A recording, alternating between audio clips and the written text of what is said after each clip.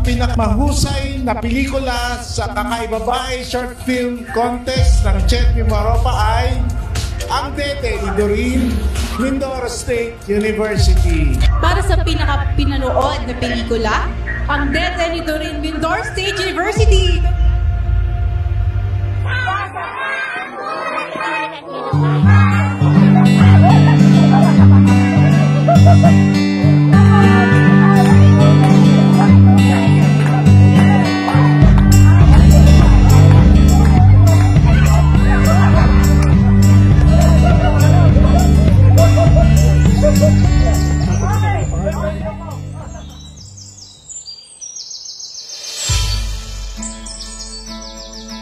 Kapag nakita mo ang tunay na pangangailangan, mas mahirap kapag wala kang ginawa.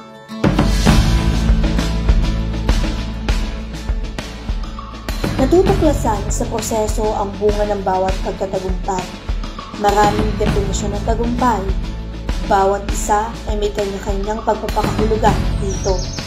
Maaaring ang paggising sa umaga ay may tuturing na rin tagumpay, o kaya naman ang pagkain sa umaga kahit pa marami kang trabaho at wala ka ng panahon para gawin ito. Ilan sa mga tipikal na tagumpay na bunga ng paghihirap ay ang pagkamit ng mga pangarap.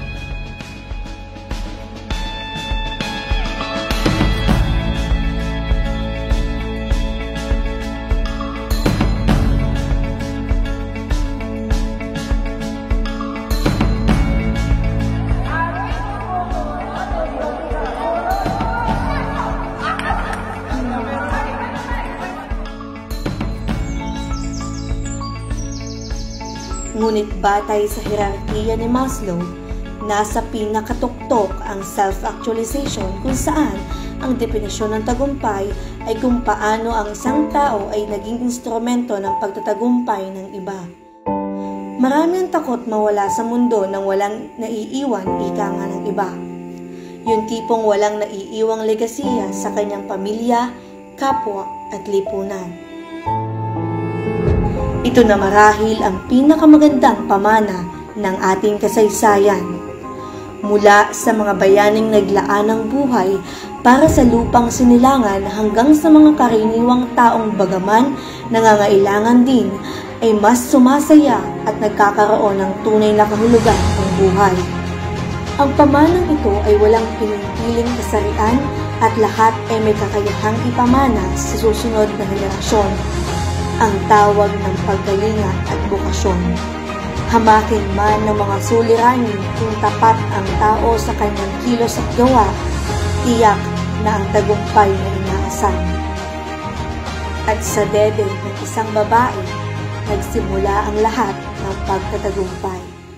Ang mga pagkilala at papuri ay mga abstraktong bagay lamang na natatanggap niya mula sa natatanging ambag niya sa lipunan, hindi lamang sa paaralan, maging sa lungsod at lalawigan. Ito ang mga bagay na maaari niyang ikabit sa kanyang pangalan at ipagmalaki sa iba.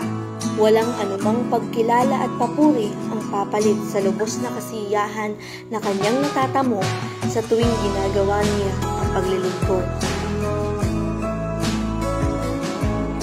Likas kay Doreen ang pagtanggap sa tawag ng pagkalinga sa kapwa at lipunan nito. Walang pinipiling tao at lugar. Kapag may nakita siyang pangangailangan, hindi lamang siya nananatiling mulat at nakatingin. Kumikilos siya at tumutugon at walang pag-aalinlangang naglilingkod. Kakaibang kasiyahan sa paglilingkod. Ito ang patuloy niyang nagugunita sa araw-araw na takbo ng kanyang buhay. Bagaman dumating sa kanya ang isang malaking tipak na bato na maaaring humadlang sa kanyang mga ginagawa, nananatili pa rin siyang nakakapit sa kanyang pangarap. Alam ko pong may dahilan kung bakit ninyo ibinibigay sa akin ito. Kung nais niyong tanggalin sa akin ang bagay na nagbibigay buhay sa aking mga anak, tatanggapin ko po, sapagkat batid ko na mayroon kayong plano para sa akin. Walang takot at pangamba. Hindi lang dahil alam niyang may inihandang plano ang Diyos sa kanya. Hindi lang dahil ang mga nagawa niya ay sapat na. Subalit alam niyang nagsilang, nagbigay buhay at nagubog siya ng marami pang Juan at Juana na magpapatuloy ng kanyang naging laban sa pagsusulong ng kanyang advokasya at mabubuting gawa. Ang Juanang humubog ng mga kabataang magiging pamana para sa kultura, edukasyon, lipunan at pananampalataya. Sapagkat sa kababaihan, uusbong ang patuloy na pagtatagumpay.